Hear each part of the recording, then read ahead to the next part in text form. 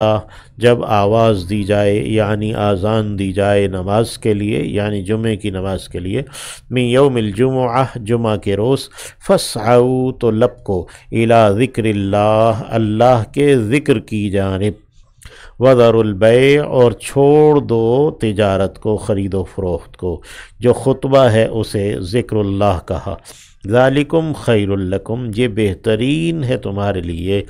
ان کنتم تعلمون اگر تم ہو علم رکھتے جانتے۔ فَإِذَا قُضِيَتِ الصَّلَاةُ پس جب ادا کی جا چکے نماز، فَانْتَشِرُوا فِي الْأَرْضِ تو تم پھیل جاؤ بکھر جاؤ زمین میں، وَابْتَغُوا مِنْ فَضْلِ اللَّهِ اور تلاش کرو اللہ کے فضل کو، وَاذْكُرُوا اللَّهَ كَثِيرًا اور ذکر کرو اللہ کا بہت زیادہ، لَعَلَّكُمْ تُفْلِحُونَ تاکہ تم فلاح پاؤ۔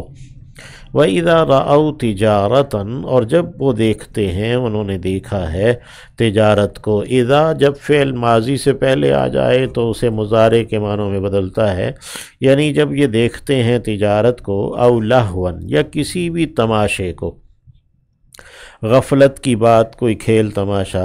انفضوا تو وہ چھٹ جاتے ہیں، الیہا اس کی جانب، یعنی وہ نماز سے ہٹ کر یا ذکر اللہ سے خطبے سے ہٹ کر وہ اس کی طرف چلے جاتے ہیں، وَتَرَكُوكَ اور وہ چھوڑ دیتے ہیں آپ کو، قائماً کھڑا ہوا۔ قل کہہ دیجئے، ما عند اللہ جو کچھ اللہ کے پاس ہے، خیر وہ بہترین ہے، من اللہو و من التجارت اس کھیل تماشے سے بھی اور تجارت سے بھی، واللہ خیر الرازقین اور اللہ بہترین ہے رزق دینے والا۔